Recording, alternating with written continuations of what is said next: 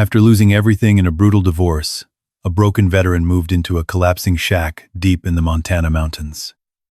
But days later, his German Shepherd started clawing at a wall, and what they uncovered had been hidden there for over 100 years. When Marcus Hale walked out of that courtroom, he owned almost nothing. 28 years of marriage were gone in a single afternoon. The only thing left to his name was a dilapidated shack buried deep in the Bitterroot Mountains of Montana. Most people would have called it the end of a man's life. But Marcus wasn't completely alone.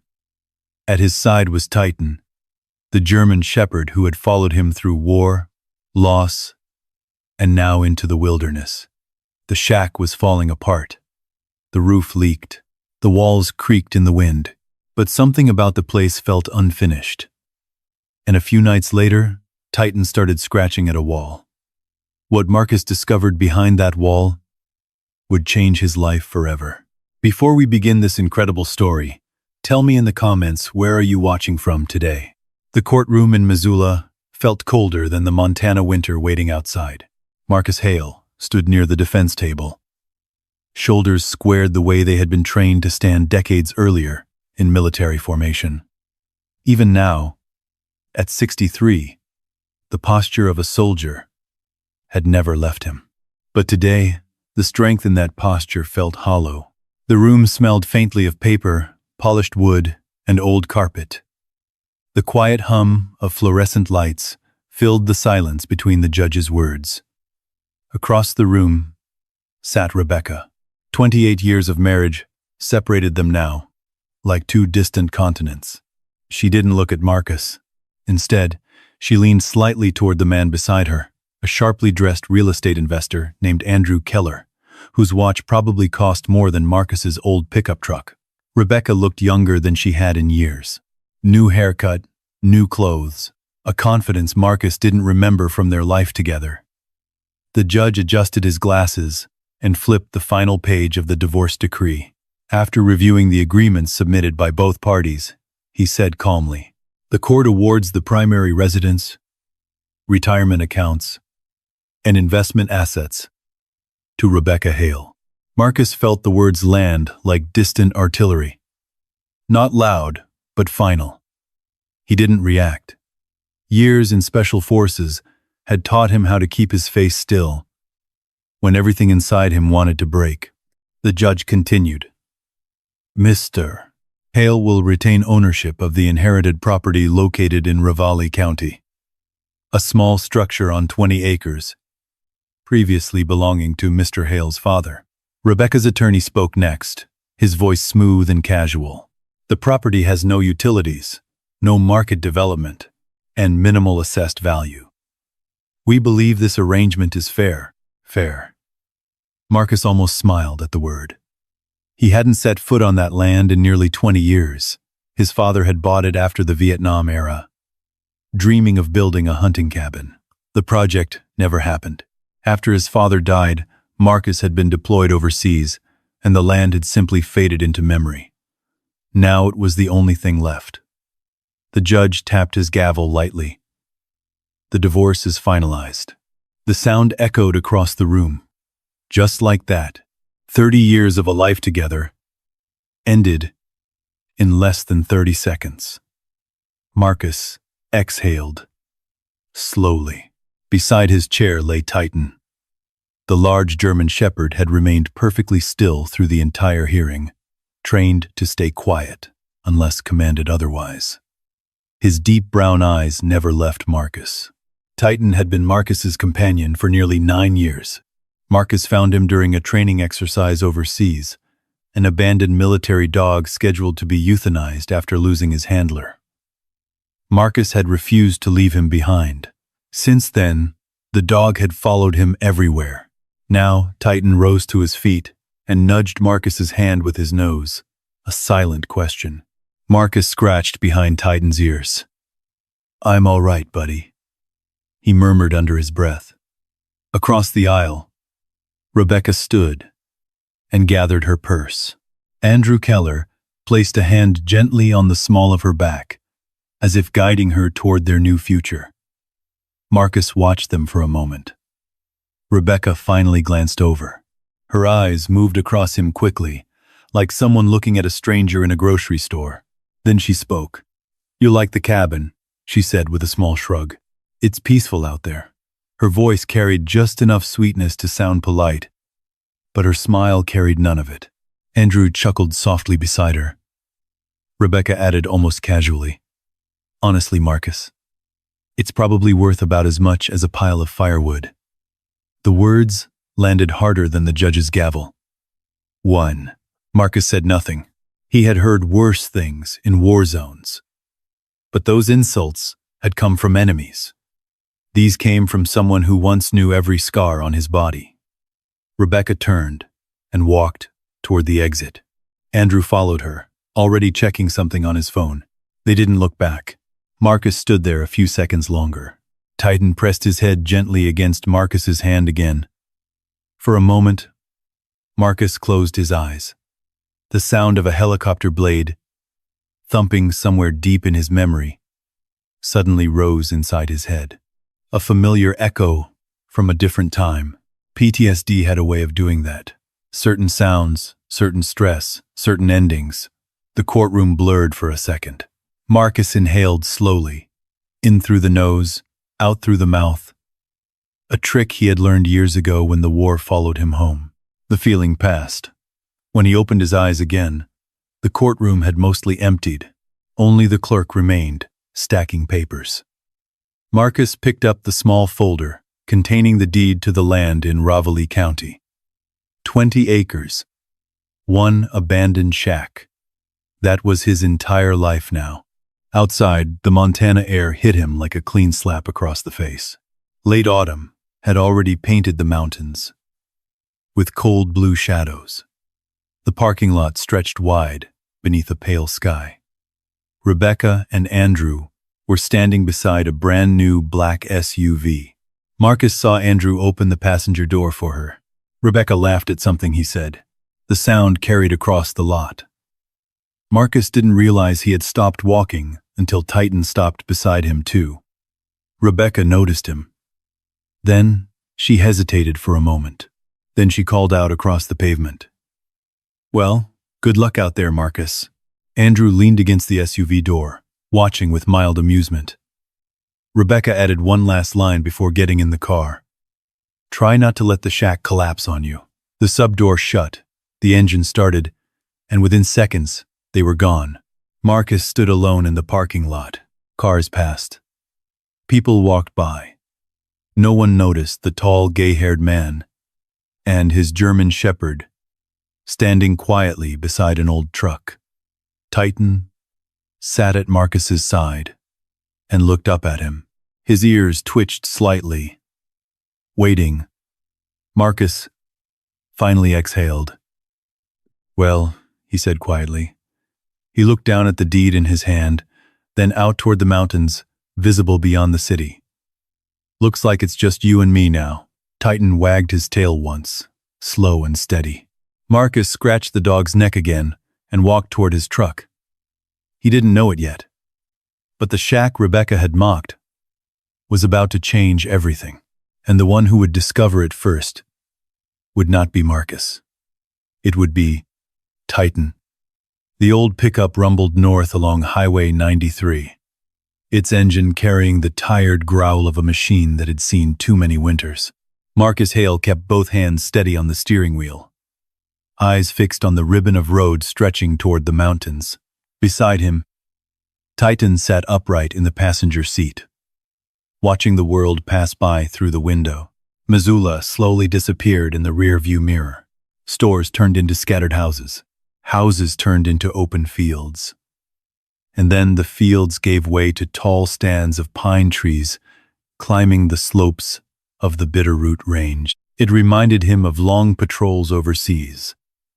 The strange stillness that came when civilization fell behind and nature took over. Except this time there were no radios crackling, no squad behind him, just Marcus and Titan. The sky was pale gray, the kind of cold Montana sky that promised snow before long. Wind pushed dry leaves across the road in restless circles. Marcus glanced down at the folded deed sitting on the dashboard. 20 acres. An abandoned shack. That was everything he owned now. Titan shifted slightly, sensing the tension in Marcus's shoulders. The dog leaned forward and rested his head gently against Marcus's arm.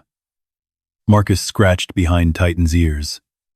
"Yeah," he muttered softly. "Not exactly the retirement plan I imagined." Either. Titan's tail thumped once against the seat. They drove for nearly 2 hours before Marcus turned off the highway. The paved road narrowed into a gravel county road that wound between tall fir trees and rocky hillsides. Dust lifted behind the truck, like a ghost following them. Another 20 minutes later, even the gravel disappeared.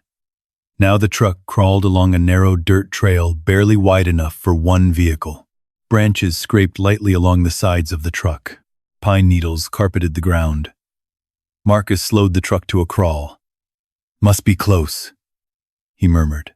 Titan sat forward, ears raised, nose twitching as unfamiliar wilderness scents drifted through the open window.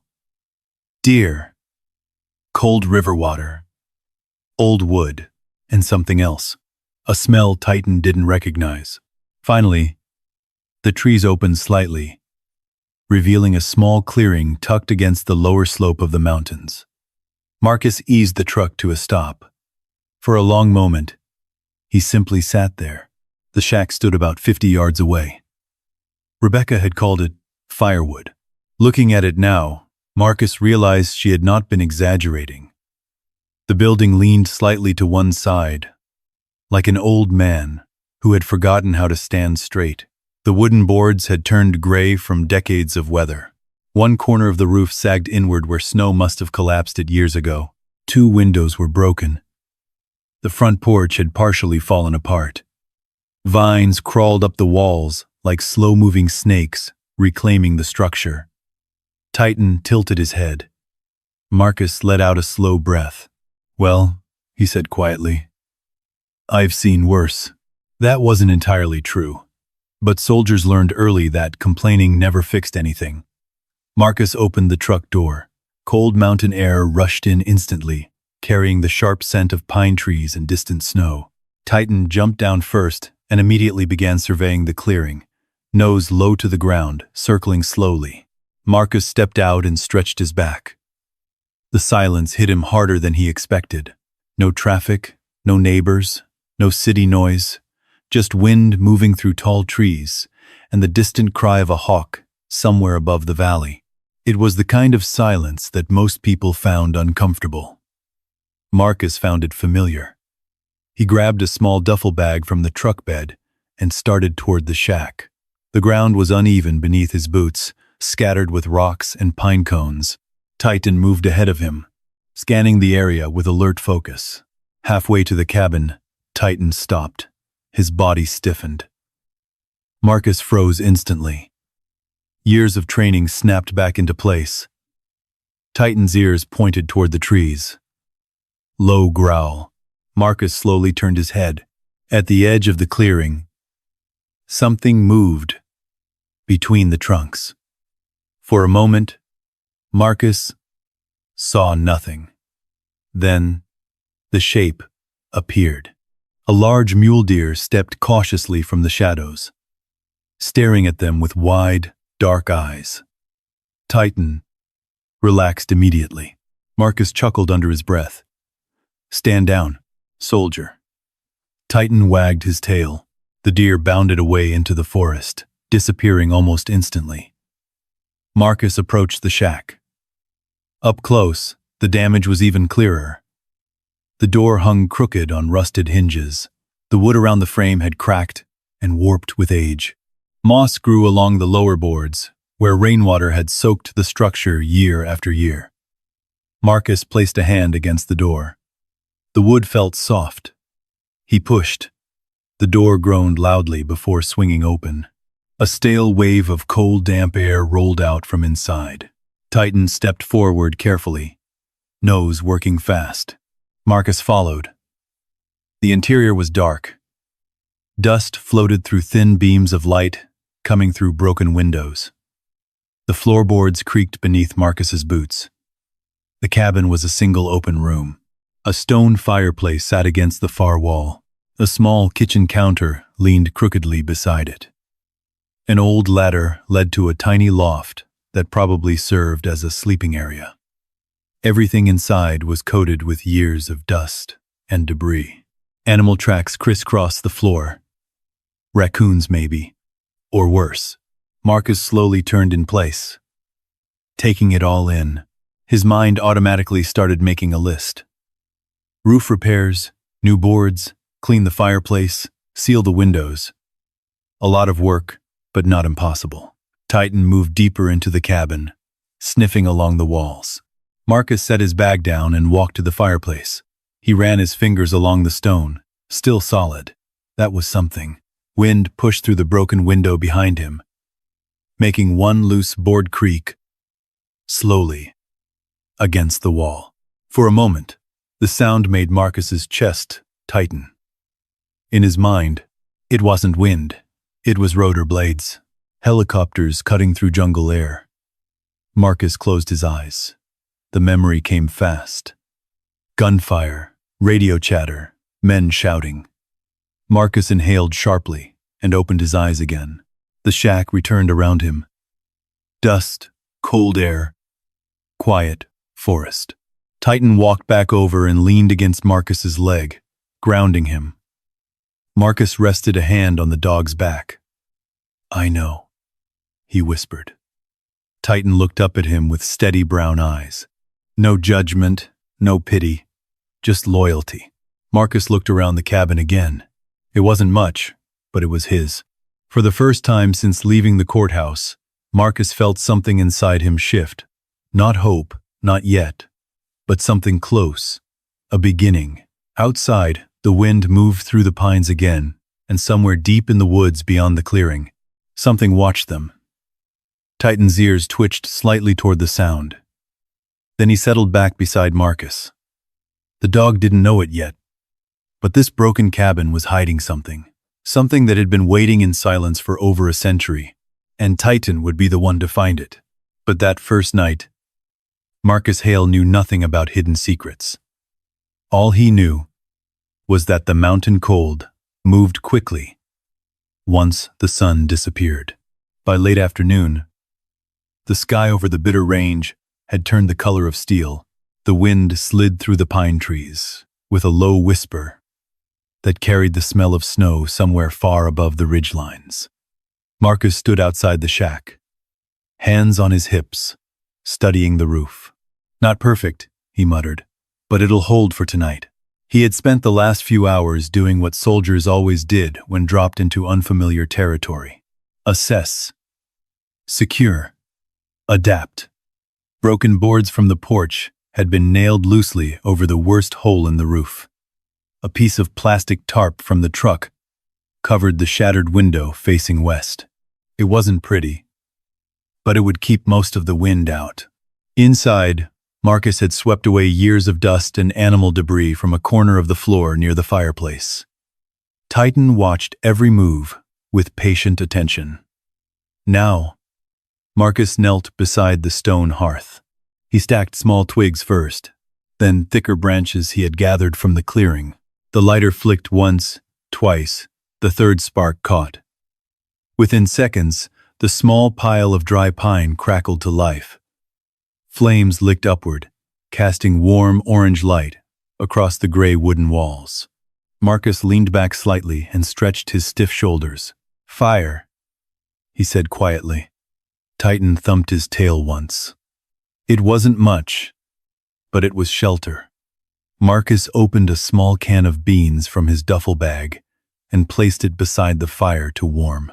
The smell slowly filled the room. Outside, darkness settled across the mountains. By the time Marcus finished eating, the world beyond the shack had turned completely black. The forest was a different place at night. Wind, moving through tall trees, sounded like distant waves. Branches cracked somewhere far away. A lone owl called once, then fell silent. Marcus rolled out his old sleeping bag near the fire. Titan lay down beside him without needing to be told. For a while, Marcus simply stared at the flames. The flickering light danced across the walls of the shack, throwing long shadows that moved slowly like ghosts from another century. It should have felt peaceful. Instead, Marcus felt the old tension creeping up his spine. He recognized the feeling immediately. The war had been over for years, but the war inside his head never completely left. He closed his eyes. For a moment, the fire crackling in the hearth sounded different. Not wood, gunfire. His breathing quickened. In his mind, the cold Montana air disappeared, replaced by thick jungle heat and the distant thumping roar of helicopter blades. Men shouting, radio static. Marcus's hand tightened instinctively around the edge of his sleeping bag. His heart began to race. Then something warm pressed gently against his chest. Marcus opened his eyes. Titan was there. The dog had moved closer. During Marcus's restless moment, his head rested firmly against Marcus's ribcage, steady and calm. Titan's breathing was slow, even untroubled. Marcus placed a hand on the dog's neck. The solid warmth of Titan's body grounded him. The jungle faded. The shack returned. The fire cracked softly. Wind brushed against the outside walls. Marcus exhaled slowly. "You always know," he murmured. Titan lifted his head slightly as if answering. Marcus scratched behind his ears. "Good soldier." They lay there together for a long time. Eventually, Marcus drifted into sleep. But sometime after midnight, Titan's head lifted suddenly. The German shepherd's ears snapped forward. A low growl vibrated quietly in his throat. Marcus woke instantly. Years of military instinct brought him upright before he fully understood why. The fire had burned down to glowing embers. The cabin was dim and silent. Titan stood now, his body stiff, his nose pointed toward the door. Marcus listened. At first, there was nothing. Then he heard it. Heavy footsteps in the snow-dusted leaves outside. Slow, deliberate. Something large moved through the clearing. Marcus rose quietly and stepped toward the window covered by the tarp. He lifted the edge slightly. Moonlight spilled across the clearing, and there it was. A massive black bear. The animal moved slowly across the open ground, sniffing the air. Marcus held still. Titan remained silent beside him, muscles tense but controlled. The bear paused only 20 yards from the shack. For a moment, it stood on its hind legs, sniffing toward the cabin. Marcus could see the animal's breath forming white clouds in the cold night air. Then Titan gave one deep bark. Sharp, confident. The bear dropped back down instantly. It stared toward the cabin for a few seconds. Then it turned and lumbered back toward the forest. Branches cracked as the animal disappeared into the darkness. Marcus let the tarp fall back into place. He looked down at Titan. "Well," he said softly, "guess we're not alone out here." Titan wagged his tail once, proud of his work. Marcus returned to his sleeping bag and lay back down beside the fading fire. Outside, the mountain settled once again into deep silence. But Marcus noticed something now. The silence didn't feel empty anymore. It felt alive, wild, honest. Titan curled beside him once more. Marcus stared up at the dark ceiling of the shack. Rebecca had imagined him alone out here. Broken, forgotten. But as the fire's last glow faded and Titan's steady breathing filled the room, Marcus realized something important. He wasn't alone. Not really. The mountain had accepted him for the night, and Titan stood guard beside him like he always had. What Marcus didn't know yet was that somewhere inside the walls of this broken cabin, a secret from the gold rush era waited patiently, waiting for the right moment, waiting for the right discovery, waiting for Titan. Morning came slowly to the Bitterroot Mountains. At first, it was only a faint gray light, pushing through the cracks in the wooden walls. Then the cold air began to glow with pale blue dawn, As the sun climbed somewhere behind the ridgeline, Marcus Hale opened his eyes before the light fully reached the cabin. Years in the military had trained his body to wake early, long before sunrise. Even now, after retirement and divorce and everything else that had fallen apart, that habit remained. For a moment, he didn't move. The first thing he noticed was the quiet. The second thing he noticed was Titan. The German Shepherd was already awake, sitting upright near the door, like a sentry standing watch over a silent base camp. Marcus pushed himself up from the sleeping bag, joints stiff from the cold wooden floor. "Morning, soldier," he said softly. Titan turned immediately, tail wagging once in recognition. Marcus stood and stretched his back. Muscles complained in several places, but he ignored it. Pain was familiar. Outside the broken window, sunlight slowly touched the tops of the pine trees. The mountains were painted gold along their ridges, while the valley remained blue with early morning shadow. Marcus stepped outside. Cold air bit instantly against his face. But it was clean air, mountain air, the kind that filled your lungs completely. He inhaled deeply. For the first time since leaving the courthouse in Missoula, Marcus felt something inside him settle. This place might be broken, but it wasn't fake. Titan trotted ahead into the clearing, sniffing the ground, circling the cabin, as if conducting his own security sweep. Marcus watched him for a moment. Perimeter check. Huh? Titan's ears flicked back briefly, as if acknowledging the comment. Marcus turned his attention to the shack. In the bright daylight, the structure looked even worse than it had the night before. The roof sagged heavily on the left side. Two sections of the outer wall had begun to warp from years of rain and snow. The porch leaned dangerously forward. Marcus walked slowly around the building. His eyes moved carefully across every board, every corner. This was how soldiers studied terrain before setting up camp. Assess what you had, then figure out how to survive with it. Titan followed closely behind him now. Marcus crouched near the base of the cabin and ran his hand along the wood, soft in places, rotten in others. But the support beams were still thick old pine logs, solid. "Old man built this, right?" Marcus murmured, thinking of whoever had constructed the shack decades earlier. Titan suddenly stopped near the back wall. He sniffed carefully along the ground where damp moss covered the lower boards. Marcus noticed, but said nothing. For now, the dog was simply exploring. Marcus stood and looked toward the treeing. Tall pines surrounded the clearing like quiet guardians. Between them, he could see glimpses of distant mountain slopes rising toward snow-covered peaks. Somewhere nearby, he heard the faint sound of moving water. A stream. Marcus nodded to himself. "Water source," he said. That was the first good sign. Survival always started with water. He grabbed an old metal canteen from his truck and started walking toward the sound. Titan followed immediately, moving slightly ahead on the narrow deer trail cutting through the brush. The trail dipped gently downhill. Within 2 minutes, the trees opened around a narrow mountain stream flowing over smooth gray stones, clear water cold enough to numb your fingers. Marcus knelt and filled the canteen. Titan stepped into the stream and drank eagerly.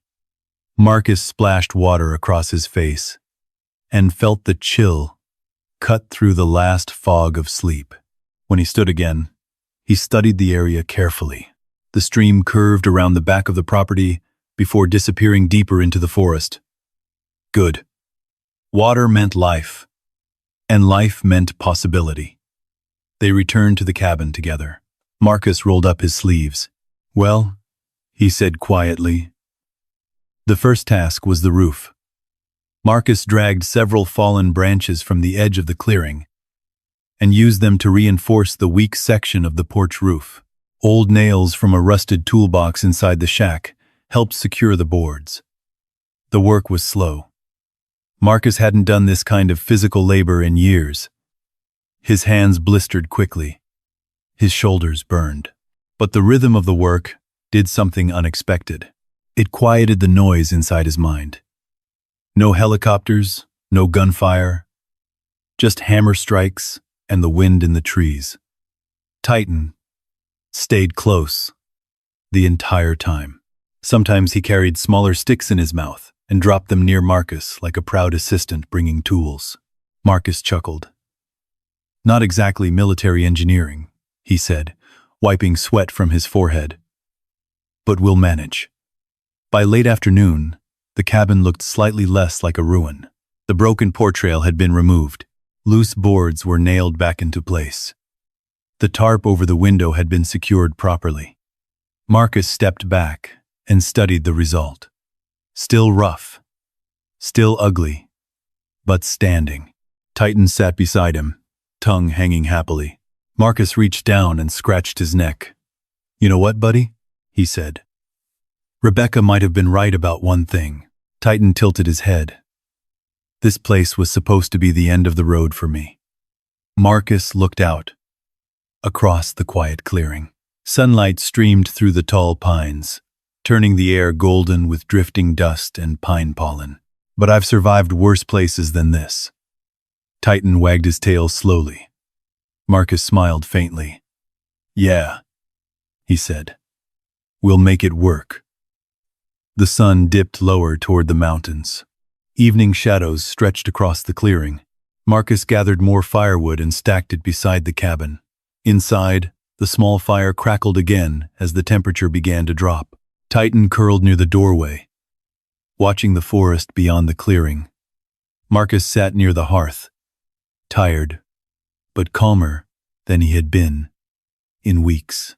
Outside, wind brushed softly through the trees, and somewhere beneath the aging boards of the shack, a hidden space waited patiently, a space no one had opened for more than 100 years. Titan lifted his head suddenly. His ears twitched. He looked toward the back wall of the cabin, but after a moment, he lay down again. The secret remained undisturbed.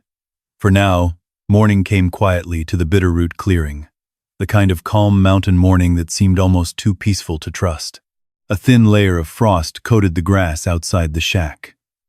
When the first rays of sunlight slid between the tall pine trees, the frost sparkled like crushed glass across the ground. Marcus Hale stepped outside with a metal cup of coffee, warming his hands. The coffee wasn't great. Instant powder, mixed with boiled stream water.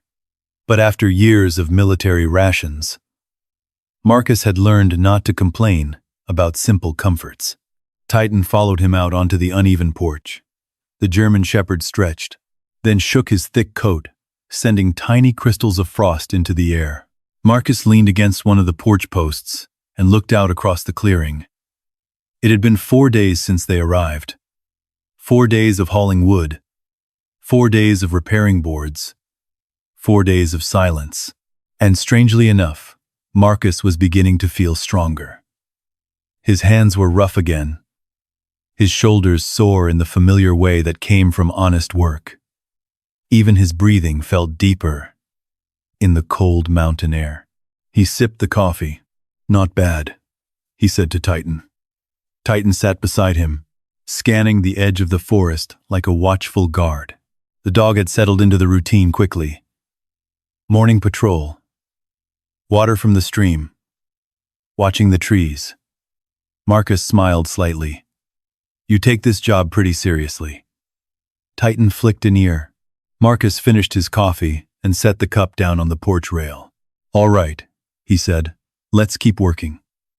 Today's task was the back wall of the shack. That section had taken the worst of the weather over the years. The boards were warped and dark with old moisture. Marcus grabbed a hammer and a pry bar from the toolbox inside the truck. Titan followed him around the side of the cabin. The forest felt closer back there. Tall trees leaned overhead, their branches forming a quiet, green canopy. Moss covered the ground in soft patches. Marcus examined the wall carefully. "Yep," he muttered. "This section's not going to last another winter."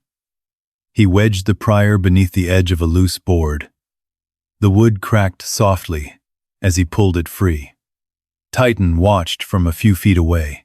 Marcus removed another board, then another. Each one revealed the older structure beneath. Thick vertical beams, hand-cut timber. Someone had built this place a long time ago, back when cabins were meant to survive harsh winters and rough men. Marcus paused to wipe sweat from his forehead. Then he heard it. Scratch. Marcus froze. Titan's ears snapped forward. Scratch. Scratch. The sound came from behind them. Marcus turned slowly. Titan stood near the back corner of the shack, his nose pressed tightly against the wall. The dog scratched at the wood again. Marcus frowned. What is it? Titan scratched harder. The sound of his claws tapping against the board echoed slightly. Strangely, Marcus stepped closer. Titan moved aside, but kept staring at the same spot. Marcus knocked lightly on the board. Thud. Solid. He knocked a few inches to the right. Thud. Still solid. Then he knocked exactly where Titan had scratched. The sound changed instantly. Hollow. Marcus stopped. He knocked again. Hollow. Titan's tail began wagging. Marcus stepped back slightly, studying the wall. The boards looked normal, but the sound told a different story. Hold on, Marcus murmured. He slid the prior carefully between the seams of the plank Titan had been scratching. The wood resisted for a moment. Then it cracked loose with a dry snap. Marcus pulled the board free. Behind it was darkness. Not the inside of the cabin wall. A gap. Marcus leaned closer. Titan moved beside him immediately, nose twitching. Marcus reached into the opening and pulled another board away. The gap widened. Cold air drifted out from inside the wall. Marcus grabbed a flashlight from his belt and shined the beam into the space. For a moment, he didn't understand what he was looking at. Then, his heart skipped. There was a cavity inside the wall. A hidden compartment, about 2 feet deep, 3 feet tall, and sitting at the bottom of it was a rusted metal chest. Marcus stared silently. Titan barked once, sharp and excited. Marcus knelt slowly. Well, I'll be damned. The chest was old, very old. Fate. W. W. A. Titan. W. Iron corners. Heavy latch. The metal surface covered in a thick coat of rust and dust. Marcus carefully reached into the cavity. The chest was heavier than he expected. Help me out here, Titan. Of course, Titan couldn't actually lift it, but he stood beside Marcus, as if supervising the operation. Marcus gripped the sides and dragged the chest out onto the floor of the shack. It landed with a dull thud. Dust rose into the sunlight. Marcus sat back on his heels, breathing slowly. Titan sniffed the box eagerly. Marcus studied the latch. It had long since rusted loose. The chest had probably not been opened in decades, maybe longer. Marcus wiped his hands on his jeans. Well, buddy, he said quietly. Looks like you found something. Titan wagged his tail proudly. Marcus lifted the lid. For a moment, the hinges groaned, loudly. Then the chest opened. Inside were several tightly wrapped bundles of oilcloth. Marcus carefully lifted the first one out. He unwrapped it slowly. Inside were old documents. Very old yellowed paper. Handwritten notes. Maps. Marcus unfolded one of the maps. His eyes moved across the faded ink, and suddenly his breathing stopped because printed across the center of the map were 3 words. Silver Claim Survey. Marcus looked at Titan. Titan tilted his head. Marcus let out a slow breath. Rebecca called this place Firewood. He looked back down at the map, then toward the mountains, rising beyond the clearing. But I think she might have been wrong. Titan wagged his tail again. And outside the shack, the Bitterroot Mountains stood silent, as if they had been waiting a very long time for someone to discover what was hidden beneath them. Marcus Hale remained kneeling on the rough wooden floor of the shack, the old metal chest open in front of him. Dust drifted through the thin beams of afternoon sunlight, slipping through the patched window. Outside, the wind stirred the tops of the pine trees with a slow whisper. Inside the cabin, everything felt suddenly different. Titan stood beside him, tail wagging with quiet excitement, his nose hovering over the scattered papers as if he knew they mattered. Marcus carefully lifted another bundle from the chest. The cloth wrapping was stiff with age. When he unrolled it, more documents appeared. Maps, survey papers, and handwritten pages that looked like they belonged in a museum rather than an abandoned mountain shack. One sheet carried a date printed clearly across the top. Marcus leaned closer. The handwriting was neat, but faded, written with ink that had browned over time.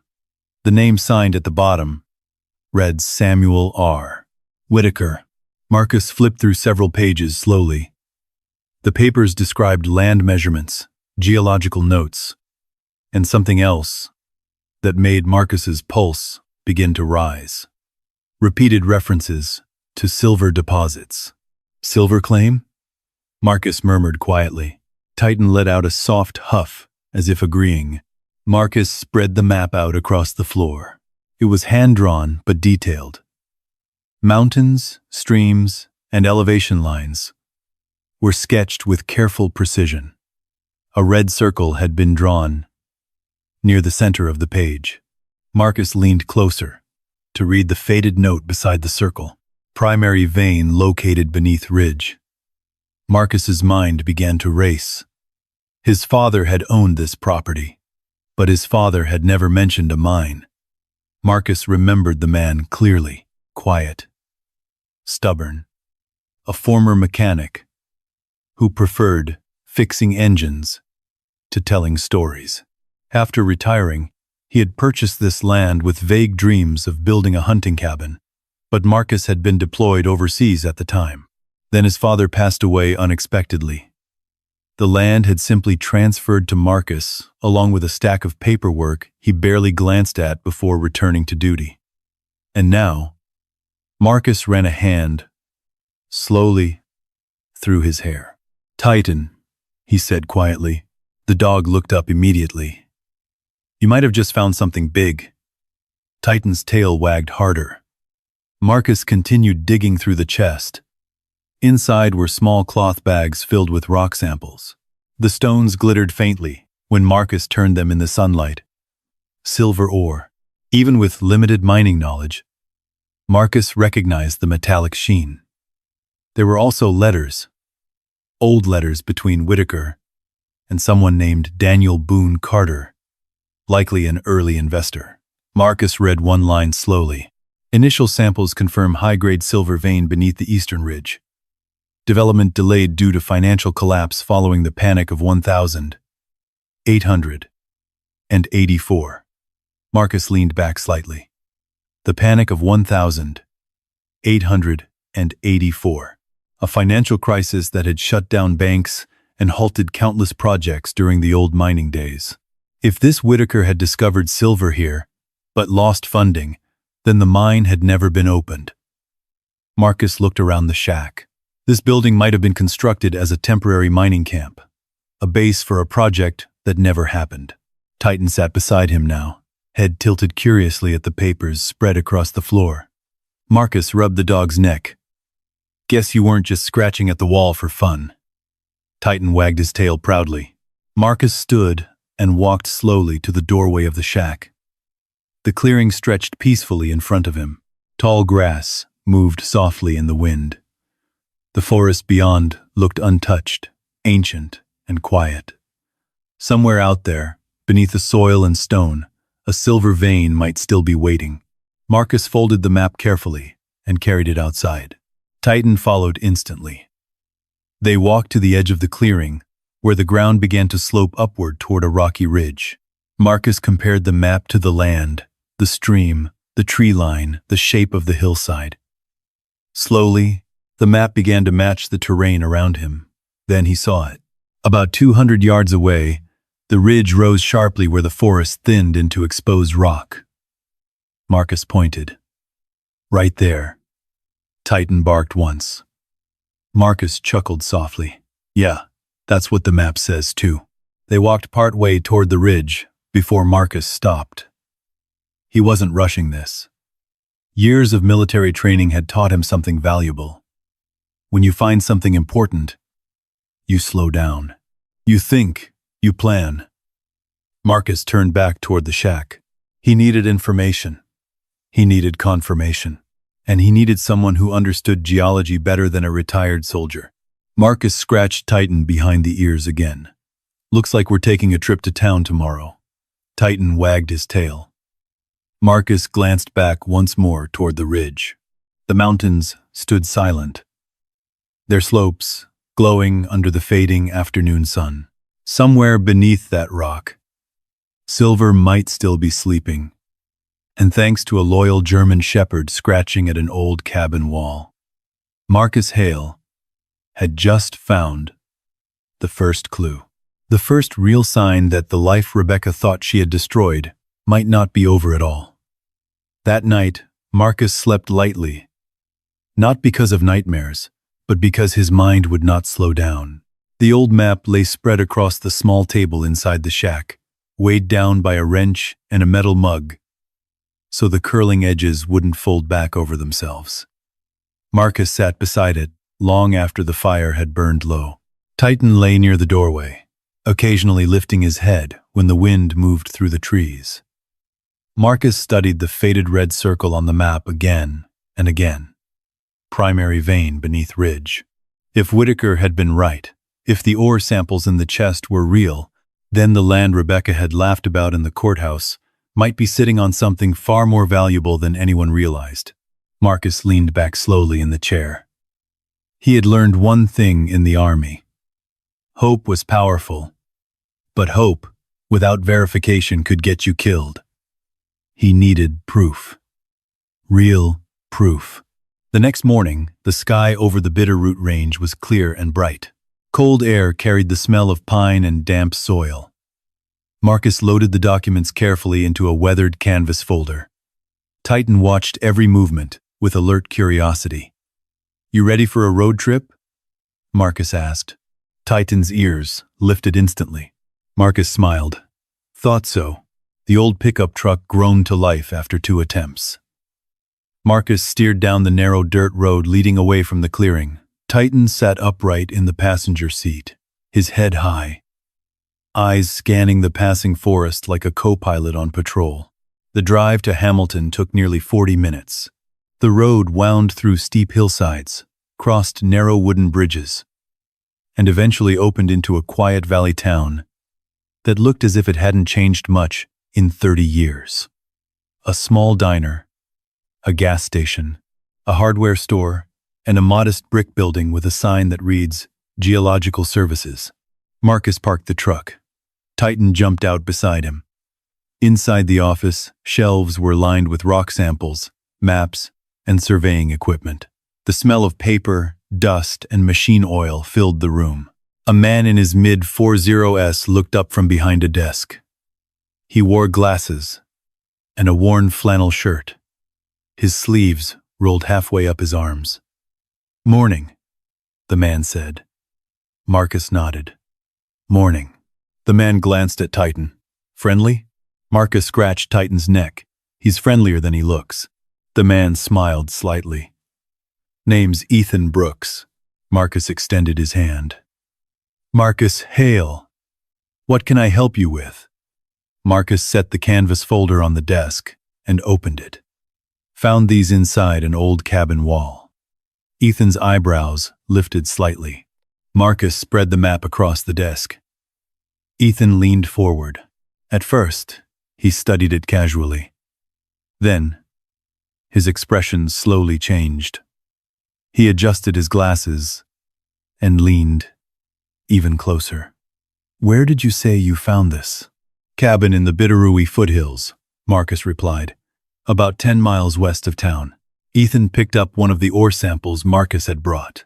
He held it under the desk lamp, turning it carefully. The metallic glint in the rock caught the light. Ethan's voice became quieter. "You mind if I run a quick test?" Marcus nodded. "Go ahead." Ethan disappeared into a small lab room behind the office. Marcus waited. Titan sat patiently beside him, his head resting against Marcus's leg. 5 minutes passed. 10. Marcus listened to the faint sounds of equipment, humming and metal tools clicking. Then Ethan returned. The man's expression had changed completely. "What did you say your name was again?" Ethan asked. "Marcus Hale." Ethan set the rock sample back on the desk. "Mr. Hale," he said carefully. "This isn't just silver ore." Marcus frowned slightly. "What do you mean?" Ethan tapped the rock. "This is high-grade silver ore." Marcus said nothing. Ethan pointed to the map again. "If this survey is accurate, and if the vein runs where this old prospector marked it." He paused. Then he finished the sentence slowly. "You could be sitting on a very significant deposit." Marcus felt the air in the room change. How significant? Ethan leaned back in his chair. Hard to say without a full geological survey. But judging by this sample, he looked at Marcus. This could be worth millions. Marcus stared at the map. Millions. Just days ago, he had been standing in a courtroom, being handed what everyone believed was worthless land. Titan nudged Marcus's hand, gently. Marcus looked down at the dog. "You hear that?" he said quietly. Titan wagged his tail. Ethan folded the map carefully. "You need to understand something," he said. "Once word of this gets out, companies will come knocking. Mining firms, investors, lawyers." Marcus nodded slowly. "I figured." Ethan studied him for a moment. "So, what are you planning to do?" Marcus looked out the office window. Across the street, a pickup truck drove slowly past the diner. People moved casually along the sidewalk. Normal life, simple life. Then he looked back at Ethan. "For now," Marcus said, "I'm going back to the ridge." Ethan blinked. "To start digging?" Marcus shook his head. "No." He smiled slightly. "To make sure the mountain agrees with your test." Titan barked once, tail wagging. Ethan laughed. "Well," he said, "if you do find that vein, you might want to call me." Marcus folded the map and placed it back into the folder. "I will." Outside, the sunlight had grown warmer as midday approached. Marcus climbed back into the truck. Titan settled into the passenger seat again. As they drove away from Hamilton, Marcus glanced toward the mountains rising in the distance. The ridge waited quietly beneath the blue sky. But now Marcus knew something the rest of the world didn't.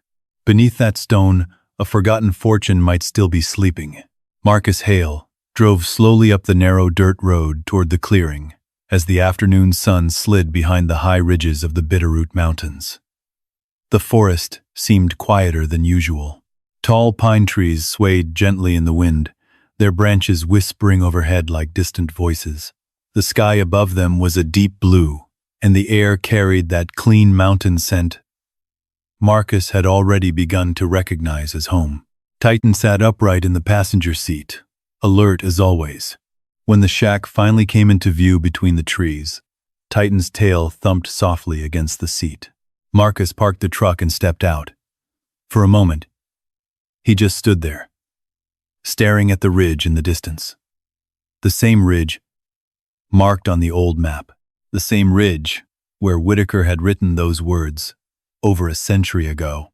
Primary vein beneath ridge. Marcus exhaled slowly.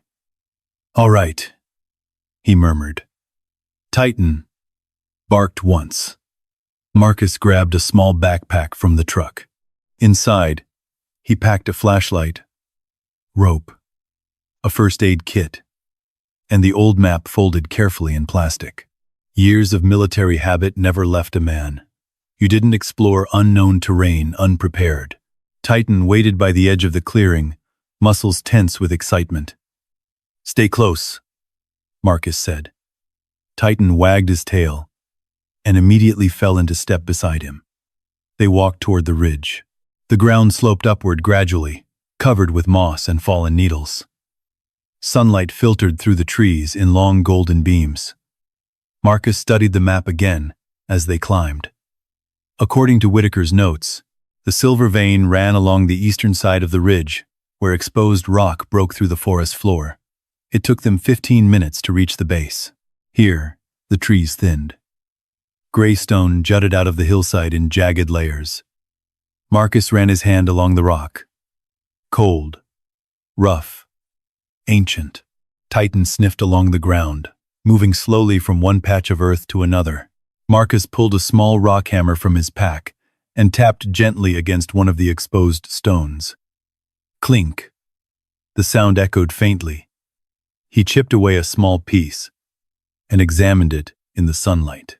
At first, it looked like ordinary granite. Then, a thin silver line flashed inside the rock. Marcus's heart began to pound. He chipped another piece, then another.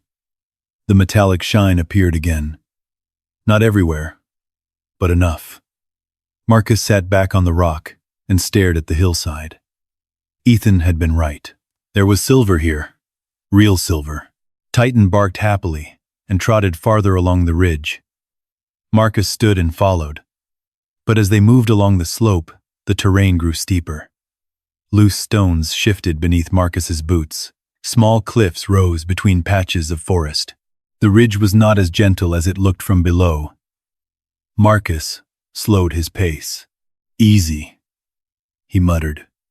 Titan climbed ahead with the effortless balance only dogs seemed to have on rough terrain. Marcus stepped carefully over a cluster of loose rocks. Then suddenly, the ground moved. A section of gravel beneath his foot slid sideways. Marcus lost his balance. His boot slipped off the edge of the rock shelf. In an instant, the world tilted. Marcus fell. The slope dropped sharply beneath him, sending him sliding down loose gravel and broken stone. Damn. He tried to grab something, anything, but the rocks shifted under his hands. Titan barked sharply above him. Marcus slammed into a larger boulder, halfway down the slope. Pain exploded through his side. He gasped, clinging to the rock, as loose gravel continued to slide past him into the narrow ravine below. For a moment, he couldn't breathe. Above him, Titan barked again, louder now. Marcus looked up. The German shepherd raced down the slope, toward him, without hesitation. "Stay back!" Marcus shouted, but Titan ignored the command. The dog reached him and immediately grabbed the sleeve of Marcus's jacket with his teeth. Marcus stared in disbelief. "Titan." The dog braced his legs against the rocks and pulled. Marcus tried to shift his weight upward. The slope beneath him crumbled again.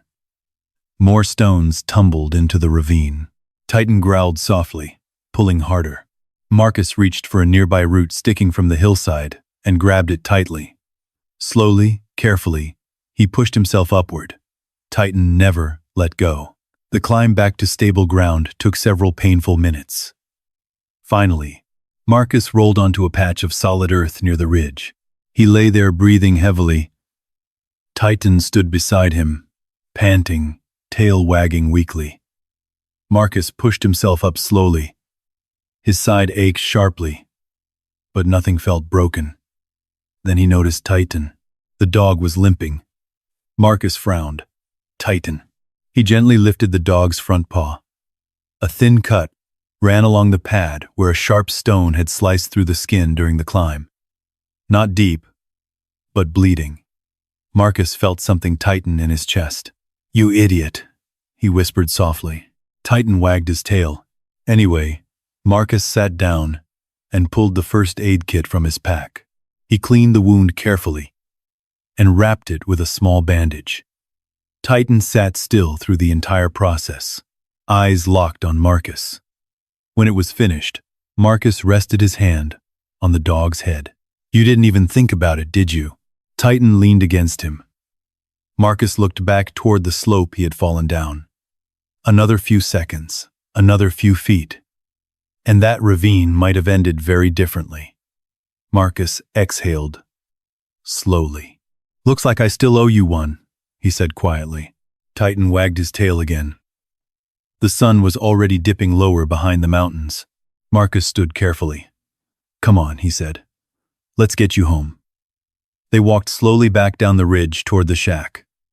Marcus moved more carefully now. Titan limped slightly, but refused to fall behind. When the clearing finally came into view through the trees, the sky had turned orange with evening light. Marcus stopped once more and looked back at the ridge. Somewhere up there, the silver vein waited beneath the rock. But the mountain had already given him a warning. This wasn't going to be easy. Marcus rested his hand on Titan's neck.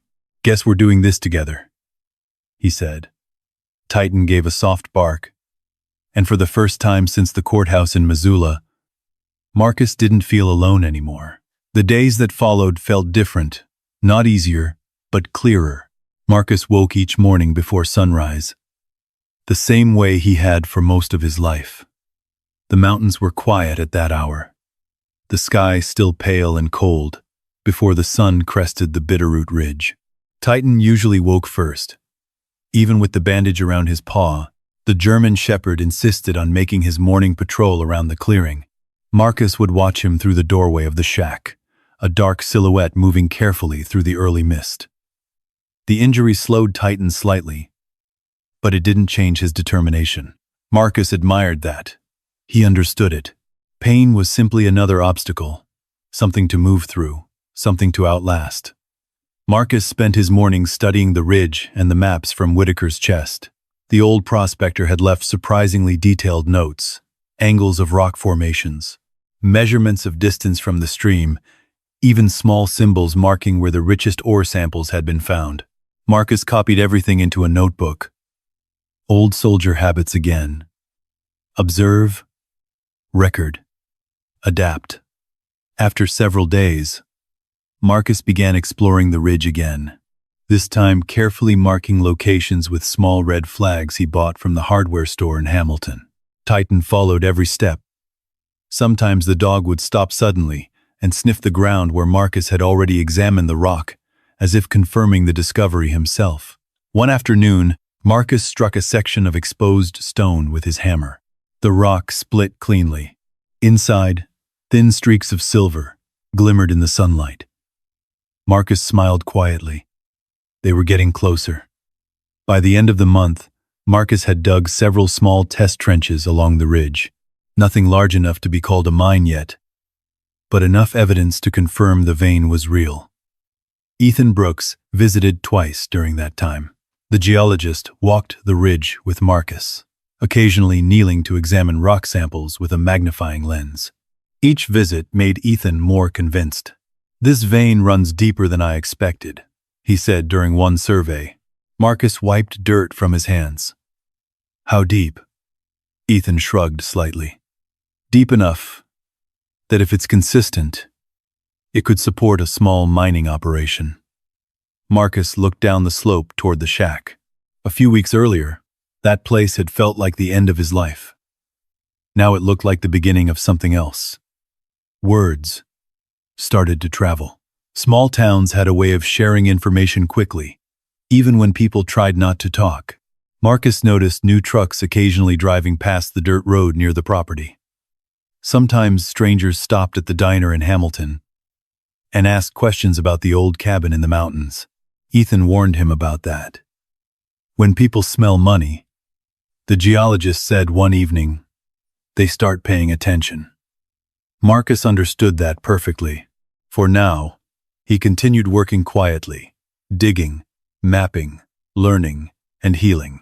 Titan's paw eventually recovered, though a thin scar remained along the pad. Marcus joked that the dog had earned his first official mining injury. Titan didn't seem to mind. Titan. But one morning, nearly a year after Marcus had first arrived at the shack, everything changed. Marcus had just returned from checking one of the trenches when he noticed a truck parked near the entrance to the clearing. A black SUV. New expensive. Marcus stopped walking. Titan immediately stiffened beside him. Two people stepped out of the vehicle. The first was a tall man in a tailored coat. The second, Marcus felt his chest tighten. Rebecca. Even from a distance, he recognized the way she stood. Confident, composed, as if she belonged wherever she happened to be. Her hair moved lightly in the mountain breeze. The man beside her was younger, probably the investor Marcus had heard about during the divorce. Rebecca spotted Marcus almost immediately. Her eyes moved from him to the shack, to the equipment scattered near the ridge. Then she saw Titan. The German shepherd stood tall beside Marcus, ears forward. Rebecca smiled, but it wasn't a warm smile. It was the kind of smile people wore when they believed they had already won. Marcus walked slowly toward them. Titan stayed at his side. The younger man spoke first. "Marcus Hale?" he asked. Marcus nodded. "That's me." The man extended a hand. "Danielle Pierce. My wife and I wanted to speak with you." Marcus did not take the hand. Rebecca folded her arms casually. "Hello, Marcus." Marcus studied her face. It had been nearly 2 years since the divorce. 2 years since she had stood in that courtroom and laughed about the worthless shack in the mountains. Now she was standing on the same land. Rebecca gestured toward the ridge. "I heard some interesting things in town," she said. Marcus remained silent. Rebecca's smile widened slightly. "Apparently," she continued, "the property you received in the settlement has become quite valuable." Titan let out a low growl. Rebecca glanced down at the dog briefly. "Still, keeping that animal with you." "I see."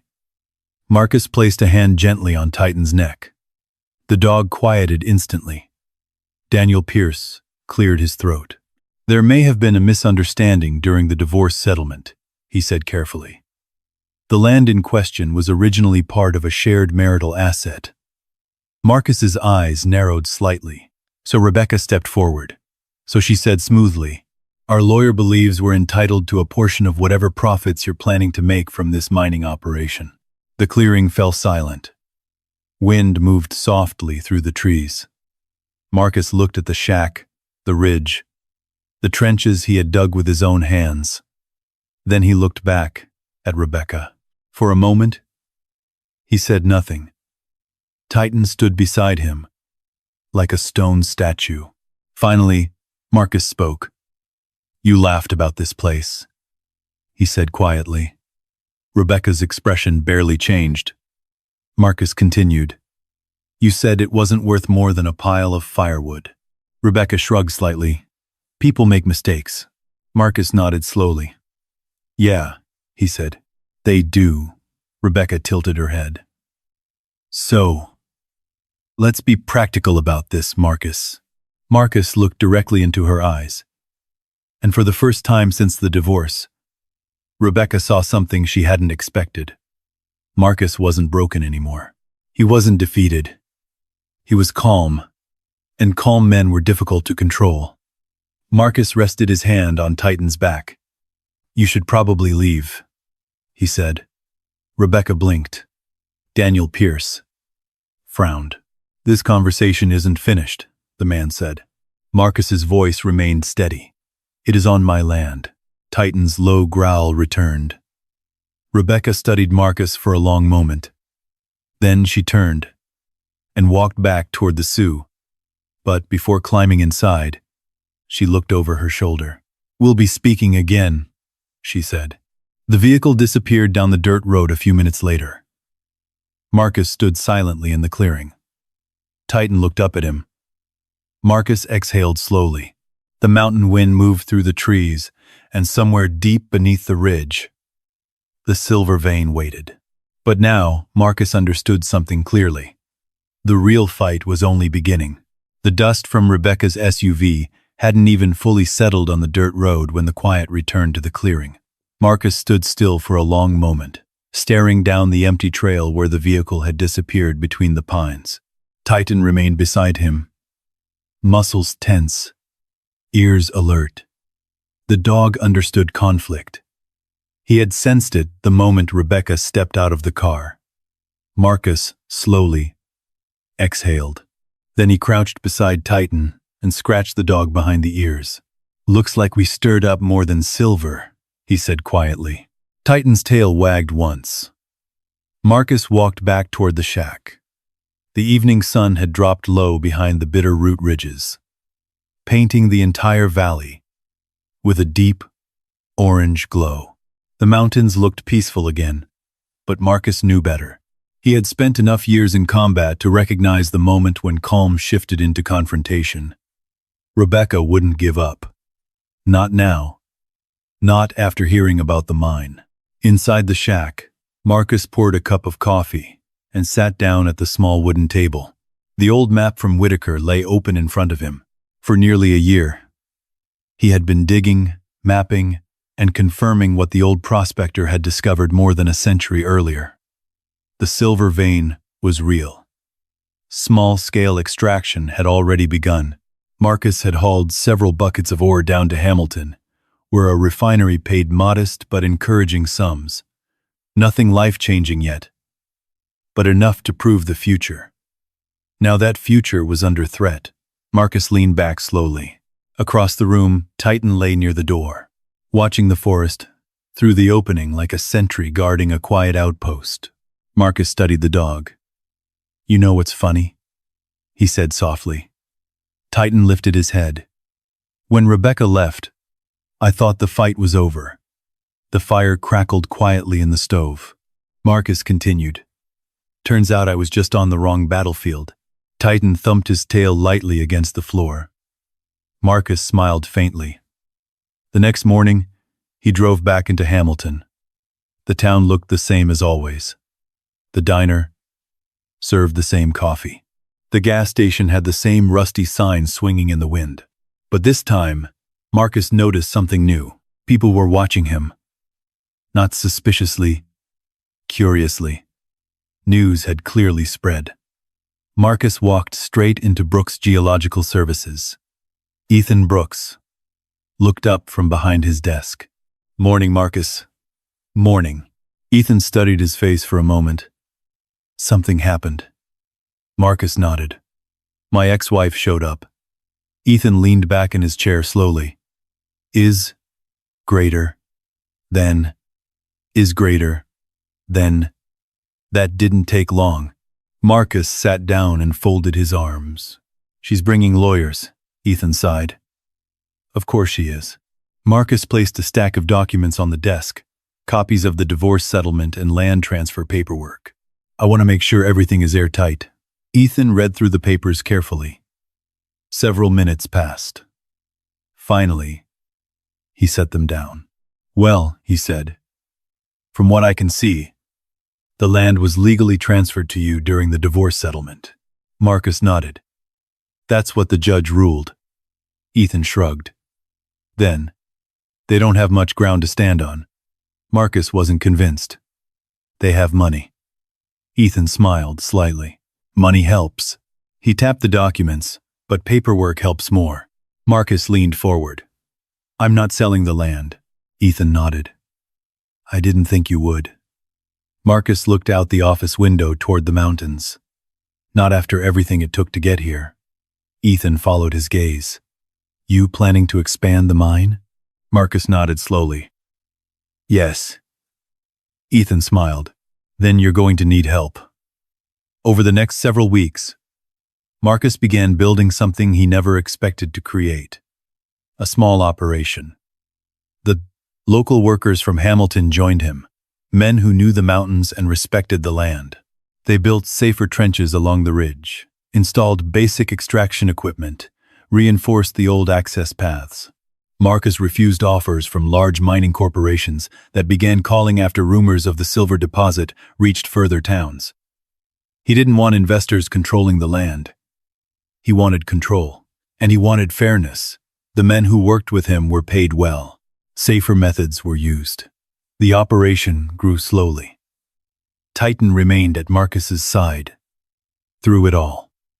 The German Shepherd had become something of a legend among the workers. The dog that found the mine, people joked. Titan didn't seem to mind the reputation.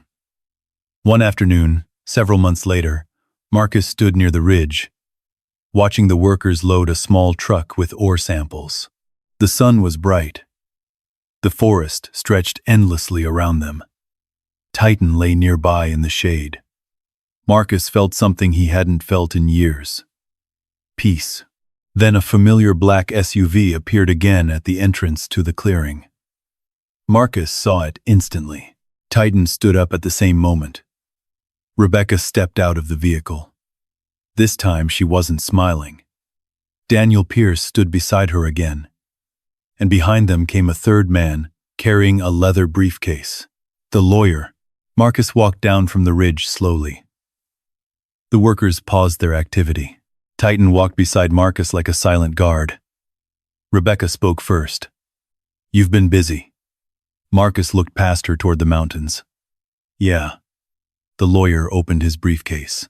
"We're here to present a legal claim regarding the mineral rights associated with this property." Marcus listened calmly. Rebecca folded her arms.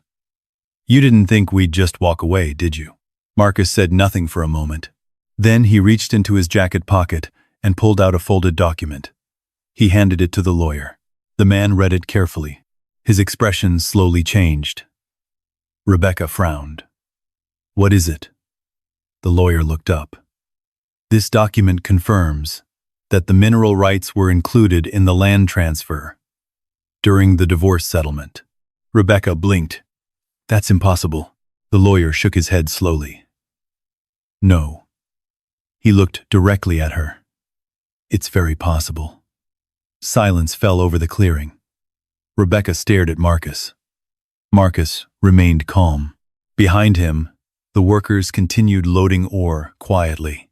Titan sat beside Marcus, watching every movement. Rebecca's voice lowered. "You think this is over?" Marcus met her gaze. "It was over the day you signed the papers." The wind moved through the trees. Rebecca turned sharply and walked back to the sub. Daniel Pierce followed. The lawyer hesitated briefly before joining them. The vehicle drove away again, this time without promises. Marcus watched until it disappeared completely. Then he looked back toward the ridge. The silver vein still waited beneath the rock. The workers returned to their tasks. Titan nudged Marcus's hand. Marcus scratched the dog's neck. "Guess we keep digging," he said. And this time, the mountain belonged to him. 3 years passed in a way Marcus Hale never expected. Not quickly, not slowly, but steadily. Like the rhythm of a hammer striking rock. The Bitterroot clearing that had once held only a broken shack and a wounded man slowly transformed into something alive. The ridge above the property now held a modest but well-organized mining operation. Nothing like the massive industrial mines Marcus had seen on television. This one was different. It was careful, controlled, respectful of the mountain that had hidden its secret for more than a century. Small machinery hummed along the hillside.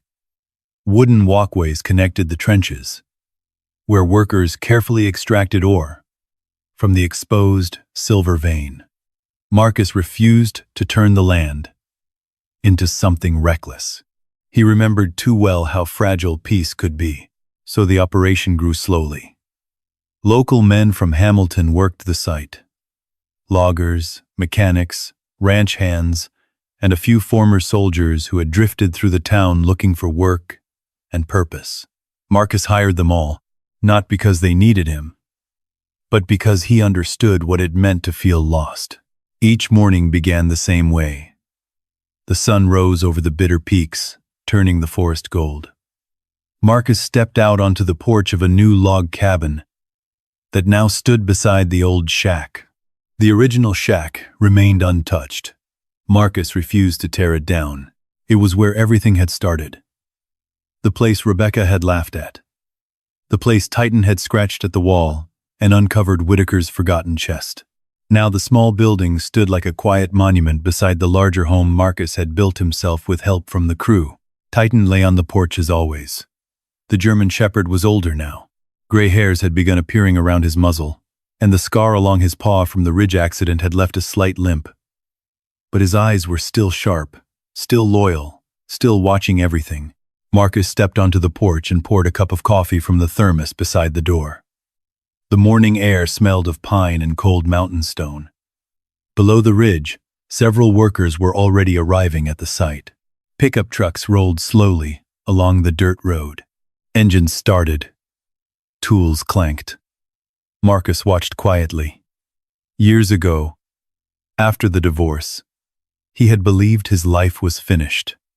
Now, the land supported more than a dozen families in the valley. The mine provided steady work, fair pay, and something even more valuable, pride. Titan stood slowly and walked beside Marcus to the edge of the porch. Marcus scratched behind the dog's ears. "You still running security?" he asked. Titan wagged his tail gently. Several of the workers waved as they walked past. "Morning, Marcus." "Morning." Marcus nodded back.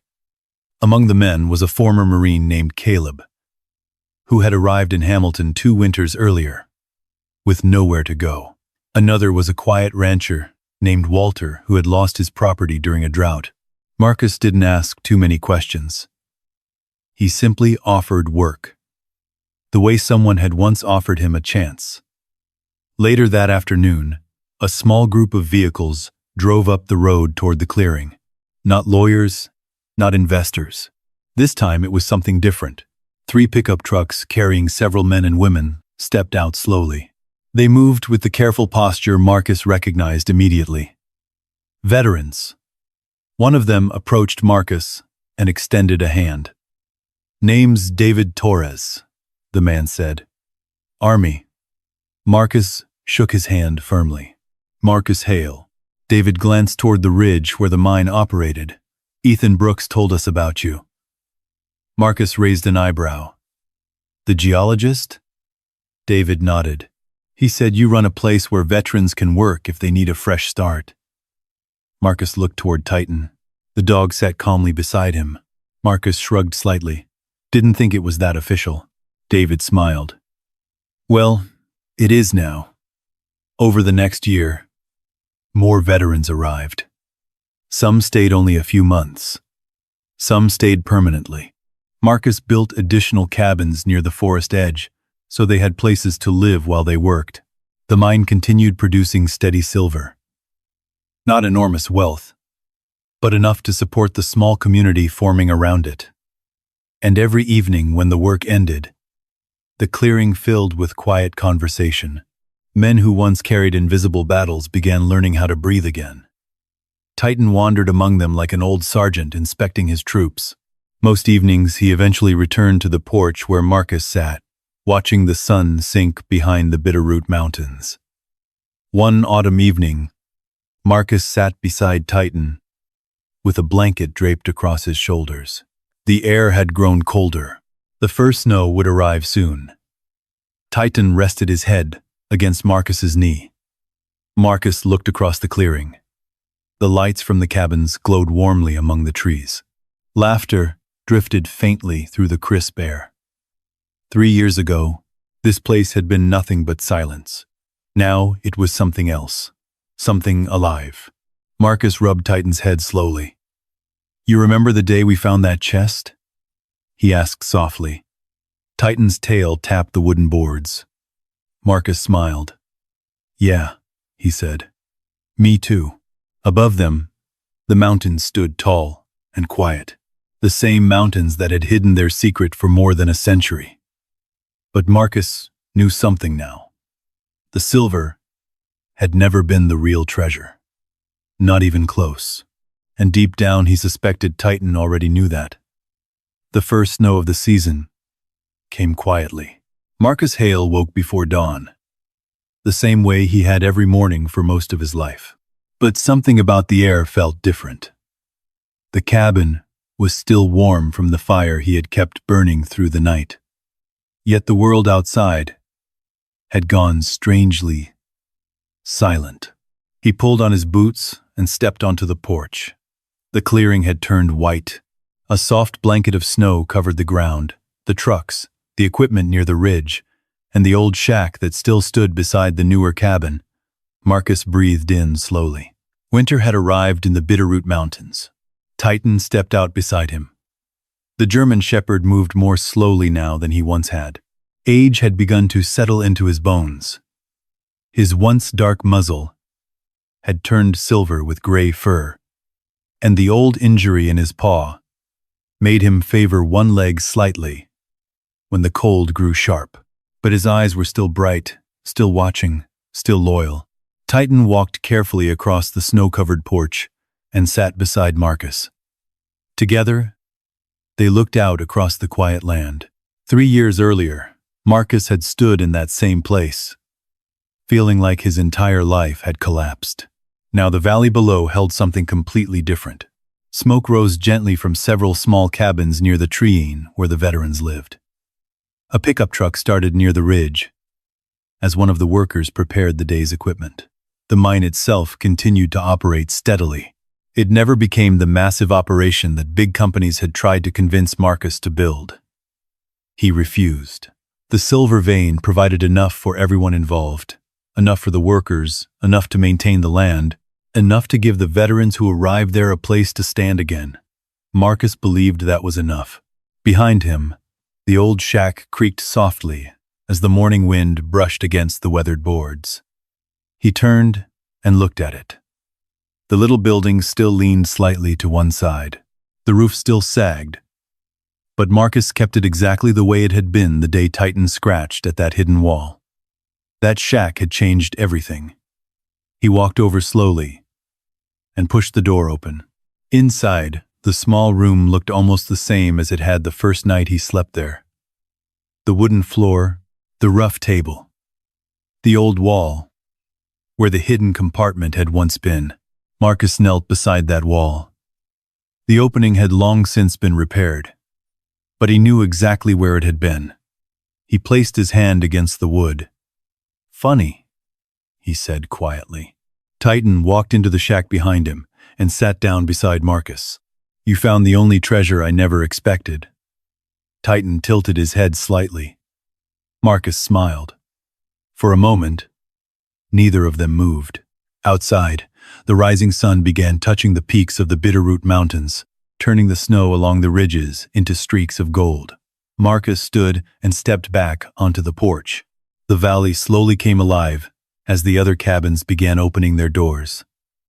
Men stepped out into the cold morning air, stretching and greeting each other with quiet waves. Marcus recognized each of them. Former soldiers, former firefighters, men who had once carried burdens they didn't know how to put down. Now they worked together. They built things. They laughed. Sometimes they sat quietly with Titan lying nearby, as if the dog understood exactly what they needed. Marcus leaned against the porch railing. Titan rested beside him again. The dog's breathing was slower now, calmer. Marcus reached down and gently scratched behind Titan's ears. "You remember what I told you that first day?" Marcus said softly. Titan's tail tapped the wood once. Marcus looked out toward the mountains again. "They thought this place was the end of my life." The wind moved gently across the snow-covered clearing. Marcus's voice lowered. "But you found the beginning." Titan lifted his head and looked up at him. Marcus rubbed the dog's neck. The sun continued rising, lighting the valley with warm morning color. The old shack stood quietly beside the new cabin. The mine worked steadily along the ridge. The veterans moved through the clearing, preparing for another day. And the Bitterroot Mountains remained exactly as they had always been, silent, patient, watching. Marcus took one last deep breath of the cold mountain air. Then he smiled. Because the greatest treasure, hidden in that forgotten shack, had never been the silver beneath the rock. It had been the chance to begin again. and it was Titan who had found it first. Sometimes the greatest treasure in life isn't buried in the ground. Sometimes it walks beside you with 4 legs, loyal eyes, and a heart that never gives up on you.